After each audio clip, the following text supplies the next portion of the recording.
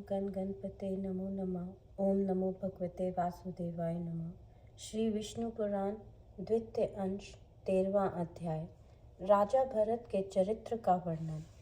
ग्रह नक्षत्रों की स्थिति का वर्णन श्री पराशर जी के मुख से सुनकर मैत्रेय जी बोले, हे भगवान, मैंने पृथ्वी, समुद्र, नदियों और ग्रह गण की स्थिति आदि के विषय में जो कुछ पूछा था सो सब आपने वर्णन कर दिया। उसके साथ ही आपने ये भी बतलाया कि किस प्रकार ये समस्त त्रिलोकी भगवान विष्णु के ही आश्रित हैं और कैसे परमात्म स्वरूप ज्ञान ही सबसे प्रधान है। किंतु हे भगवान, आपने पहले जिसकी चर्चा की थी वह राजा भरत का चरित्र मैं सुनना चाहता हूँ। कृपा करके कहिए। कहते हैं, राजा भरत निरंतर योग युक्त होकर भगवान वासुदेव के चित्त लगाए शालग्राम क्षेत्र में निवास करते थे। इस प्रकार पुण्य देश के प्रभाव और हरि चिंतन से भी उनकी मुक्ति क्यों नहीं हुई, जिससे उनसे फिर से ब्राह्मण का जन्म लेना पड़ा। हे मुनि श्रेष्ठ, ब्राह्मण होकर भी उन महात्मा भरत जी ने फिर जो कुछ किया वह सब आप कृपा करके मुझसे कहिए। श्री पराशर जी बोले, हे मैत्रेय, वह महाभाग पृथ्वीपति भरत जी भगवान में चित्त लगाए चिरकाल तक शालग्राम क्षेत्र में रहे। गुणवानों में श्रेष्ठ उन भरत जी ने अहिंसा आदि संपूर्ण गुण और मन के संयोग से परम उत्कर्ष लाभ किया। हे यशेष, हे अच्युत, हे गोविंद, हे माधव, हे अनंत, हे केशव, हे कृष्ण, हे विष्णु, हे ऋषिकेश, हे वासुदेव, आपको नमस्कार है। इस प्रकार राजा भरत निरंतर केवल भगवान नामों का ही उच्चारण किया करते थे। हे मैत्रेय, वे स्वप्न में भी इस पद के अतिरिक्त और कुछ नहीं कहते थे और न कभी इसके अर्थ के अतिरिक्त और कुछ चिंतन करते थे।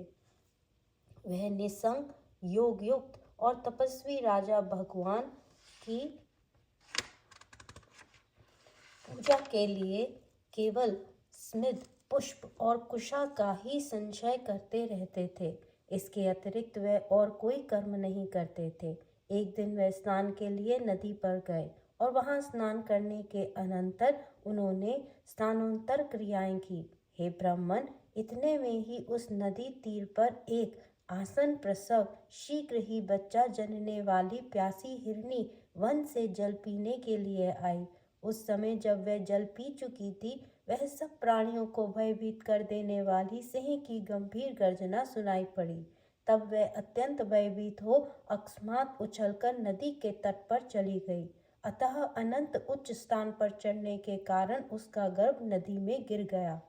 जब नदी के तरंग मालाओं में पड़कर बहते हुए उस गर्भ भ्रष्ट बालक को राजा भरत ने पकड़ लिया, हे मैत्रेय, गर्भपात के दोष से तथा बहुत ऊंचे उछलने के कारण वह हिरनी भी पछाड़ खाकर गिर पड़ी और मर गई। उस हिरनी को मरी हुई देख तपस्वी भरत ने उस बच्चे को अपने आश्रम में ले आए।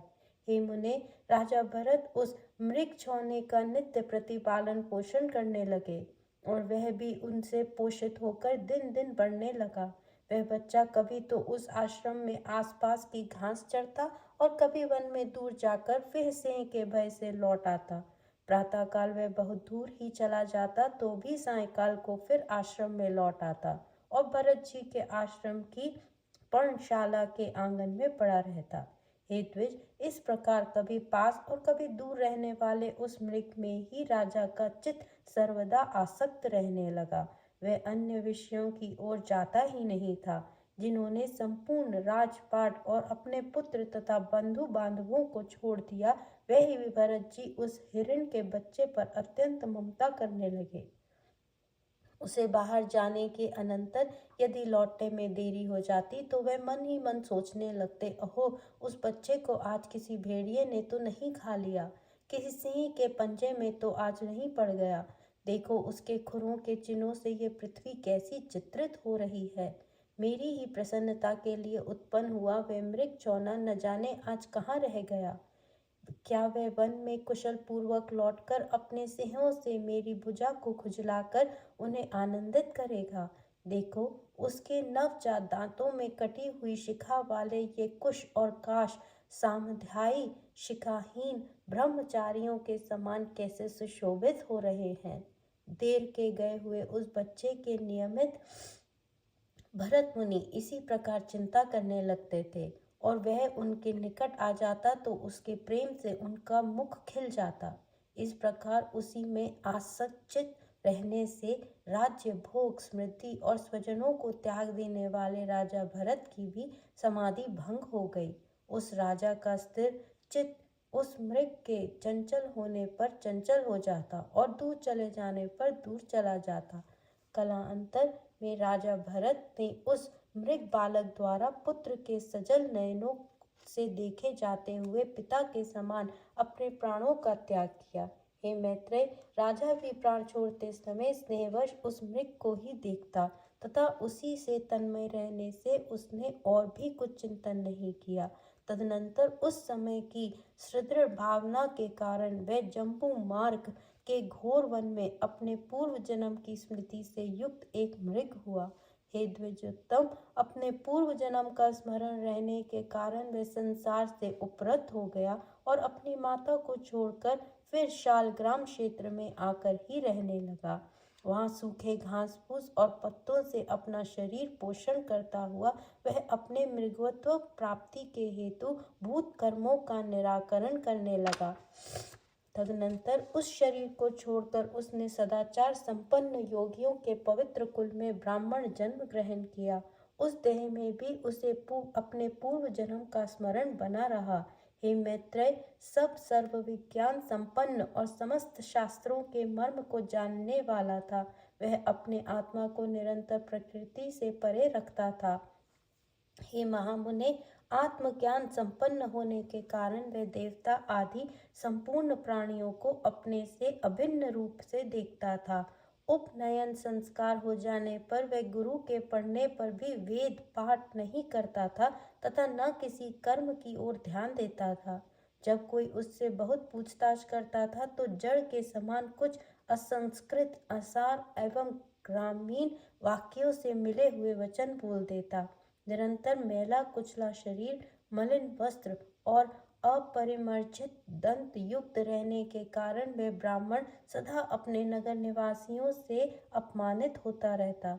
हे मैत्रेय, योग ऋषि के लिए सबसे अधिक हानिकारक सम्मान ही है। जो योगी अन्य मनुष्यों से अपमानित होता है वह शीघ्र ही सिद्धि लाभ कर लेता है। अतः योगी को सन्मार्ग को दूषित न करते हुए ऐसा आचरण करना चाहिए जिससे लोग अपमान करें और संगति से दूर रहे। हिरण्यगर्भ के इस सार युक्त वचन को स्मरण रखते हुए वह महामति विप्र अपने आप को लोगों में जड़ और उन्मत्त सा ही प्रकट करते थे। कुलमाश, धान, शाक, जंगली फल अथवा कर्ण आदि जो कुछ भक्ष्य मिलता था उसे थोड़े में ही बहुत मानकर वह उसी को खा लेते और अपना कालक्षेप करते रहते। फिर पिता के शांत हो जाने पर उनके भाई बंधु उनका सरे गले अन्न से पोषण करते हुए उन्हें खेती बाड़ी का कार्य कराने लगे। वह बैल के समान पुष्ट शरीर वाले और कर्म में जड़वत थे, अतः केवल आहार मात्र से ही वे सब लोगों के यंत्र बन जाते थे। अर्थात सभी लोग उन्हें आहार मात्र देकर अपना अपना काम निकाल लेते थे। उन्हें इस प्रकार संस्कार शून्य और ब्राह्मण वेश के विरुद्ध आचरण वाला देख रात्रि के समय पृष्ठ राज के सेवकों ने बलि की विधि के से सुसज्जित कर काली का बलि पशु बनाया। किंतु इस प्रकार एक परम योगेश्वर को बलि के लिए उपस्थित देख महाकाली ने एक तीक्ष्ण खग ले उन क्रूरकर्मा राजसेवकों का गला काट डाला और अपने पार्षदों सहित उसका तीखा रुधिर पान किया। तदनंतर एक दिन महात्मा सौवीर राज कहीं जा रहे थे। उस समय उनके बेगारियों ने समझा कि ये भी बेगार के ही योग्य है। राजा के सेवकों ने भी भस्म में छिपे हुए अग्नि के समान उस महात्मा का रंग दंग देखकर उन्हें बेगार के योग्य समझा। हे द्विज, उन सौविराज ने मोक्ष धर्म के ज्ञाता महामुनि कपिल से यह पूछने के लिए इस दुखमय संसार में मनुष्य का श्रेय किसमें है, शिबिका पर चढ़कर इशुमती नदी के किनारे उन महर्षि के आश्रम पर जाने का विचार किया। तब राजसेवकों के कहने पर भरत मुनि भी उनकी पालकी को अन्य बेगारियों के बीच में लगकर वहन करने लगे। इस प्रकार बेगार में पड़े जाकर अपने पूर्व जन्म का स्मरण रखने वाले संपूर्ण विज्ञान के एकमात्र पाव के विप्रवर अपने पापमय प्रारब्ध का क्षय करने के लिए उस शिबिका को उठाकर चलने लगे। वह बुद्धिमानों में श्रेष्ठ द्विजर जो 4 हाथ भूमि देखते हुए मंद गति से चलते थे, किंतु उनके अन्य साथी जल्दी जल्दी चलते रहे। इस प्रकार शिबिका की विषम गति देखकर राजा ने कहा, अरे शिबिका वाहकों, ये क्या करते हो? समान गति से चलो। किंतु फिर भी उसकी गति उसी प्रकार विषम देखकर राजा ने फिर कहा, अरे क्या है, इस प्रकार असमान भाव से क्यों चलते हो? राजा के बार बार ऐसे वचन सुनकर वह शिबिका वाहक भरत जी को दिखाकर कहने लगा, हम में से एक ये ही धीरे धीरे चलता है। राजा ने कहा, अरे तूने तो अभी मेरी शिबिका को थोड़े ही दूर वहन किया है, क्या इतने में ही थक गया? तू वैसे तो बहुत मोटा मुष्टता दिखाई देता है, फिर क्या तुझे इतना ही श्रम नहीं सहा जाता? ब्राह्मण बोले, हे राजन, मैं ना मोटा हूँ और ना मैं आपकी शिबिका ही उठा रखी है। मैं थका भी नहीं हूँ और ना मुझे श्रम सहन करने की आवश्यकता है। राजा बोले, अरे तू तो प्रत्यक्ष ही मोटा दिखाई दे रहा है। इस समय में शिबिका तेरे कंधे पर रखी हुई है और बोझा ढोने में देहधारियों को श्रम होता ही है।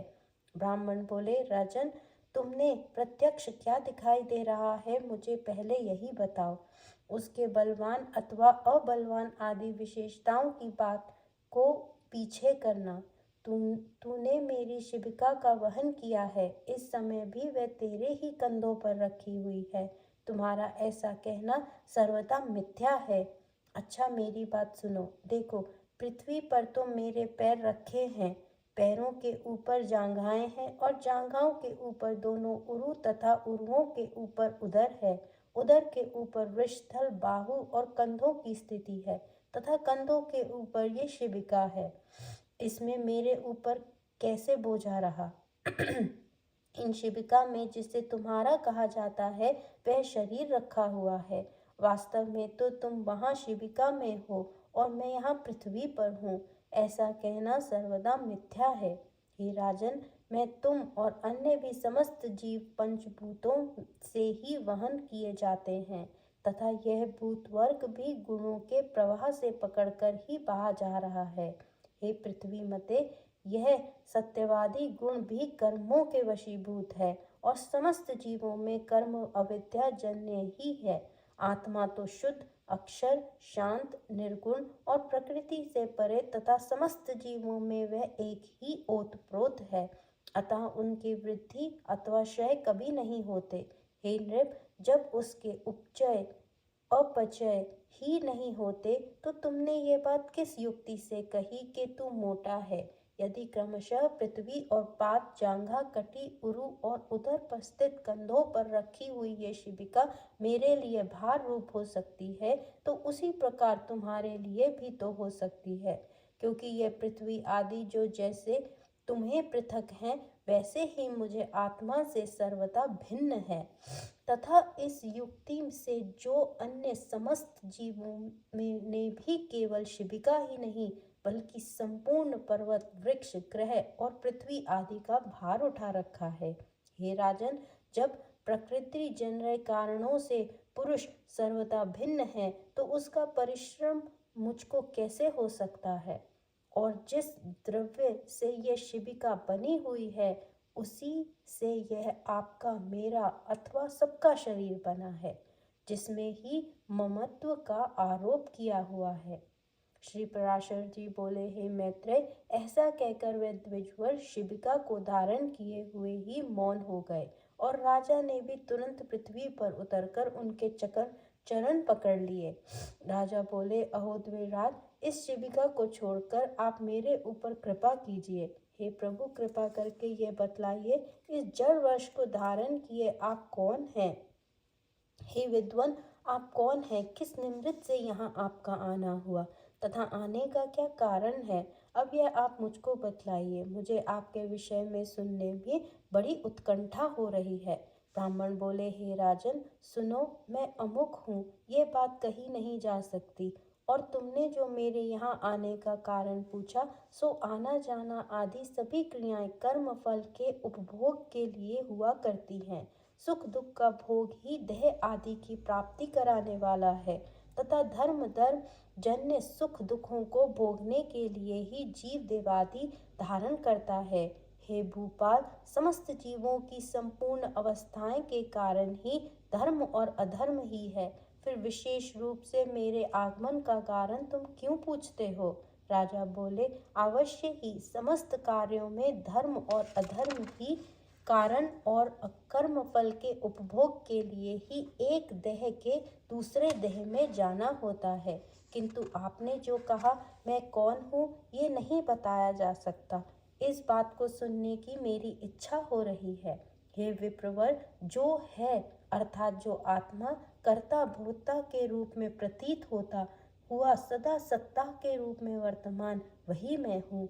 ऐसा क्यों नहीं कहा जा सकता? हे द्विज, ये अहं शब्द तो आत्मा की ही किसी प्रकार के दोष का कारण नहीं होता।